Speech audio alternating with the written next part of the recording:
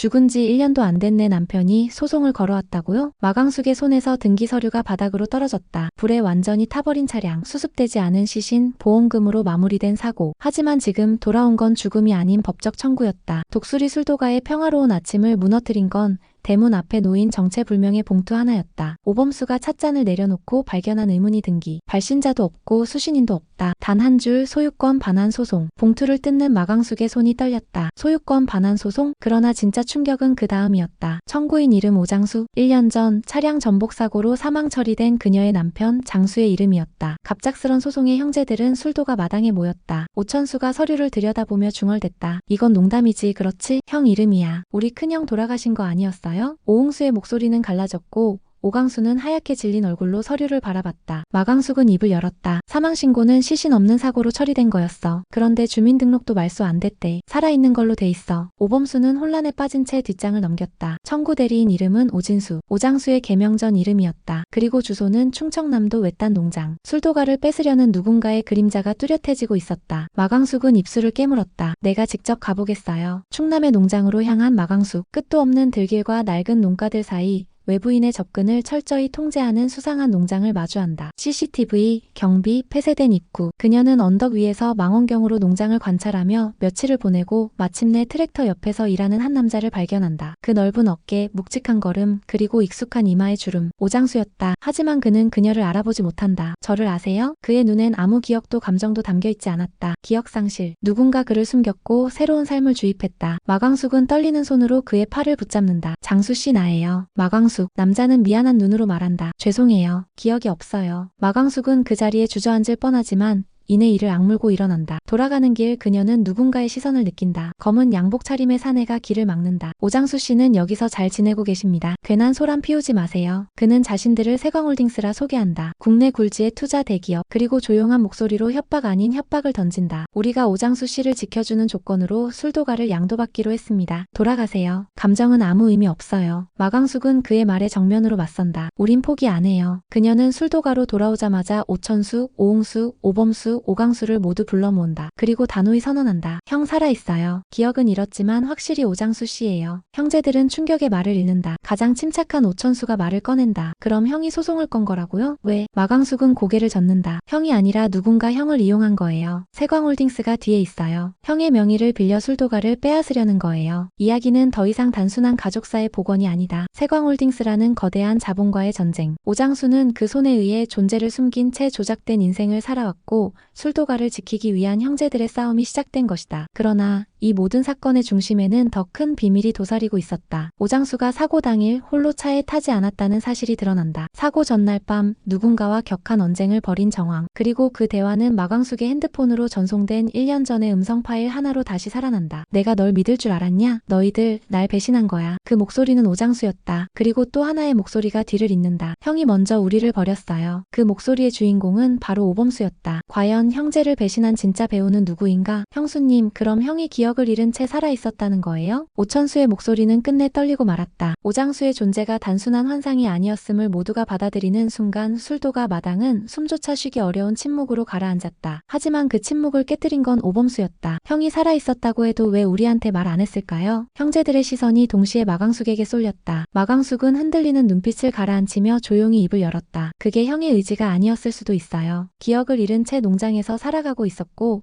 그 농장은 단순한 농장이 아니었어요. 오홍수가 눈을 가늘게 떴다. 세광홀딩스 무슨 기업인데 그런 짓까지 해요? 마강숙은 주저없이 대답했다. 부동산, 제약, 금융까지 손대는 사모펀드 계열 대기업이에요. 국내 유일한 전통주 복원 자산 투자에도 손을 댔고 술도가도 그들의 타깃이 됐어요. 그럼 형을 감금한 거라고 봐야죠. 오강수의 목소리에 분노가 섞였다. 기억이 돌아오지 않으면 평생 거기 묵혀 사는 거잖아요. 그때 마강숙의 휴대전화가 울렸다. 그녀는 전화를 받기 전 숨을 깊이 들이마셨다. 네, 말씀하세요. 네, 뭐라고요? 형제들은 일제히 마강숙을 바라봤다. 그녀는 천천히 고개를 들었다. 지금 막 농장에서 장수씨가 사라졌대요. 오천수가 자리에서 벌떡 일어났다. 사라졌다고요? 누가 데려간 건데요? 마강숙은 입술을 꼭 다물었다. 경비 초소도 무력화됐고 CCTV도 끊겼대요. 내부자 소행일 가능성이 높대요. 순간 술도가 마당은 폭 폭풍처럼 소란스러워졌다. 모두가 입을 다물지 못했다. 그럼 이제 형이 어디 있는지 아무도 모른다는 거야? 혹시 세광홀딩스가 감췄던 게 아니라 다른 누군가가 형을 노렸던 거며? 오범수의 한마디가 모두를 멈추게 했다. 그날 밤 마광숙은 홀로 사무실에 앉아 오장수의 보험 기록을 다시 뒤적였다. 그런데 하나의 수상한 기록이 눈에 들어왔다. 1년 전 오장수 사망 직후 술도가 명의로 거액의 대출이 실행된 기록. 대출 서류에 있는 서명은 오장수의 이름이지만 글씨체가 어딘가 낯설었다. 이건 위조야. 마광숙은 사무실 서랍에서 오래된 메모장을 꺼냈다. 장수가 살아있을 때 남겼던 손글씨 메모들과 비교한 끝에 서명 위조는 명백했다. 누군가 오장수의 죽음을 기정사실로 만들고 그의 명의로 거액의 돈을 끌어쓴 것이다. 그리고 그 돈의 최종 수신처는 세광홀딩스의 투자 계열사였다. 이걸로 끝났다고 생각했겠지. 마광숙은 형제들을 다시 소집했다. 그리고 대출 내역과 위조된 서류, 그리고 투자금 흐름을 모두 정리한 파일을 책상 위에 펼쳤다. 이건 단순한 실종 사건이 아니에요. 형을 빌미로 술도가를 인질 삼은 조직적인 금융 사기예요. 오홍수가 이를 악물며 말했다. 경찰에 신고하죠. 그러자 오범수가 고개를 저었다. 증거는 있지만 상대는 기업이야. 경찰은 쉽게 안 움직여요. 게다가 우리 중에 내부에서 협조한 사람이 있을지도 몰라요. 그 말에 모두의 눈빛이 얼어붙었다. 잠시 후 오광수가 조용히 입을 열었다. 그 대출건 내가 처리했던 회계 파일에 있었어요.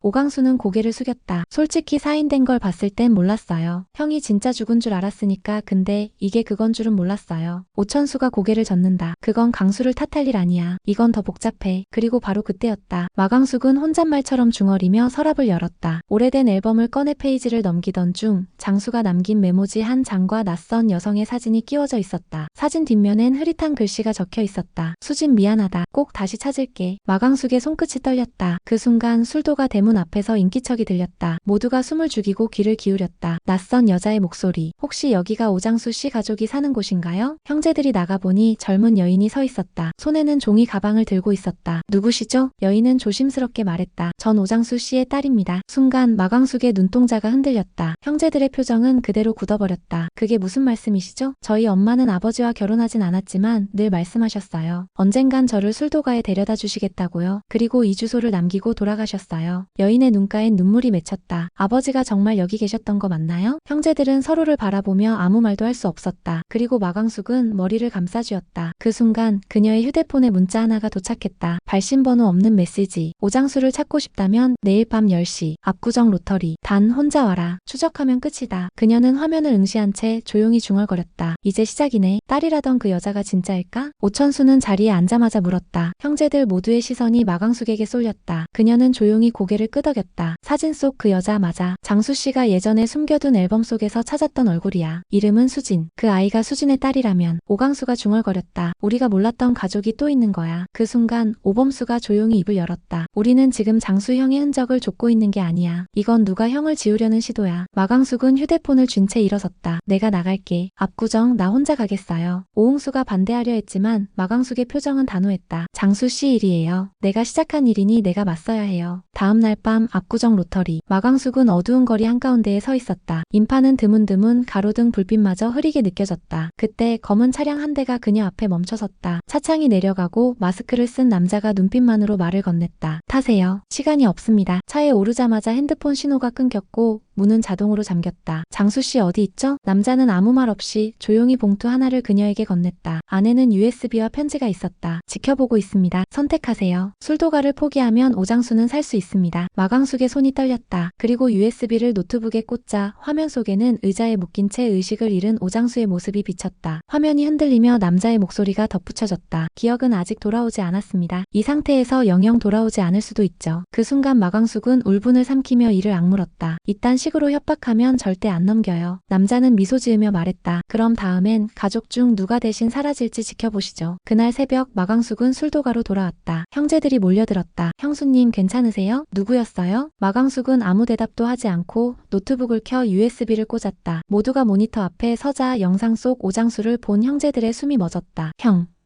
장수영이. 오강수는 눈을 붉히며 중얼거렸다. 정말 기억을 못하는 것 같아. 오천수는 이를 악물며 말했다. 이대로 두면 안 돼. 우리가 직접 찾으러 가야 해. 그러자 마강숙이 고개를 저었다. 우리가 덤비는 순간 저 사람들은 형을 없애버릴 수 있어요. 지금 필요한 건 증거예요. 오응수가 고개를 끄덕였다. 세광홀딩스를 무너뜨릴 수 있는 결정적 한 방. 그때 오범수가 조심스럽게 말을 꺼냈다. 그 USB 안에 영상 파일 외에 암호화된 폴더 하나가 더 있어요. 해킹팀에 맡기면 뭔가 더 나올 수도 있어요. 해킹팀? 오천수가 대묻자 오범수는 고개를 끄덕였다. 예전에 알게 된 친구가 있어요. 기업 내부 문서 복구화 경험도 있고 대신 그쪽에서도 우리가 조심해야 해요. 정보가 유출되면 우리가 먼저 위험해질 수도 있어요. 며칠 뒤 복구화된 파일 속에서 놀라운 문건이 등장했다. 세광홀딩스 내부회의 녹취록. 술도가 인수 프로젝트라는 제목의 문서에는 충격적인 계획이 담겨 있었다. 1단계 오장수 사망 조작, 2단계 대출 위조 술도가 담보화, 3단계 기억을 잃은 오장수를 앞세워 소유권 반환 소송 제기, 4단계 술도가 인수 후 전통주 원천 기술 독점화. 오강수가 경악했다. 형을 인형처럼 이용해서 다 짜놓은 각본이었잖아. 마강숙은 깊은 숨을 들이마셨다. 이제 더는 물러서지 않을 거예요. 그녀는 형제들을 똑바로 바라봤다. 전부 끝장을 보겠어요. 술도가를 지키기 위해서라도. 그리고 그녀는 노트북 화면을 바라보며 중얼거렸다. 기다려요. 장수씨, 이번엔 제가 가요. 그녀는 곧장 봉투 하나를 꺼내들었다. 내부엔 인쇄된 문건과 USB 복사본. 이 문건 언론에 터뜨릴 거예요. 모두 세광홀딩스의 민낯을 알게 될 거예요. 장수씨, 기억이 돌아오면 우리가 감당할 수 있을까? 마강숙의 말에 형제들은 침묵했다. 하지만 더는 물러설 수 없었다. 언론에 제보된 세광홀딩스 내부 문건은 곧 뉴스로 터져나왔다. 전통주 기업 술도가 사모펀드 세광홀딩스의 인수 음모에 휘말려 죽은 줄 알았던 오장수씨 생존 가능성 제기. 세광홀딩스 침묵. 전국이 술도가 이야기에 주목하기 시작했다. 마강숙은 형제들과 함께 기자회견장에 섰고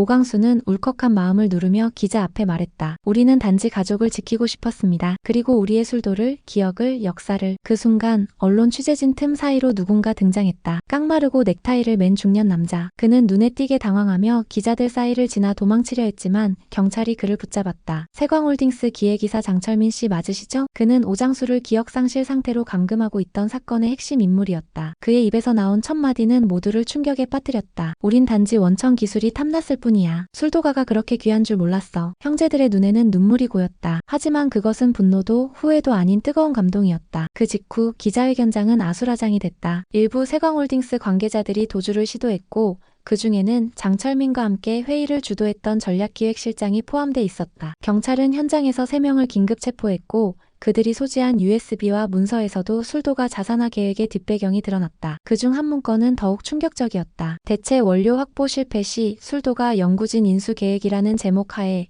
오장수를 포함한 숙련된 양조장인들을 인력 자산화 대상으로 명시해둔 것이다. 오응수는 이 문건을 보자마자 주먹을 불끈 쥐었다. 형은 사람도 아닌 줄 알았나? 기술 하나에 사람 인생을 매단 거야. 그날 밤 마광숙은 회견을 마친 뒤 혼자 술도가 마당에 섰다. 그녀의 눈앞에는 장수와 함께했던 지난 시간들이 아지랑이처럼 떠올랐다. 장수의 웃음, 실수투성이었던 첫 양조, 비오는 날 손을 맞잡고 항아리 뚜껑을 덮던 그날. 그때 마당 한가운데를 지나는 그림자. 돌아보니 오강수가 조용히 다가왔다. 형수님, 우리도 이제 새술 빚어야죠. 그 말에 마광숙은 조용히 고개를 끄덕이며 눈시울을 붉혔다. 그래야지. 우리가 다시 시작해야지. 그날 밤 마광숙은 병원 침대에 누운 오장수를 조용히 바라보았다. 기자회견이 있던 날 이후 경찰의 협조로 그가 은신하던 장소에서 구조된 것이다. 아직도 기억은 돌아오지 않았지만 마광숙의 목소리에 그는 조금씩 반응을 보이고 있었다. 장수씨, 다 끝났어요. 이젠 걱정 말아요. 우리가 지켰어요. 당신도 술도가도. 그 순간 오장수의 손끝이 조금 움직였고 눈꺼풀이 가볍게 떨렸다. 형제들이 숨죽인 채 병실을 지켜보는 가운데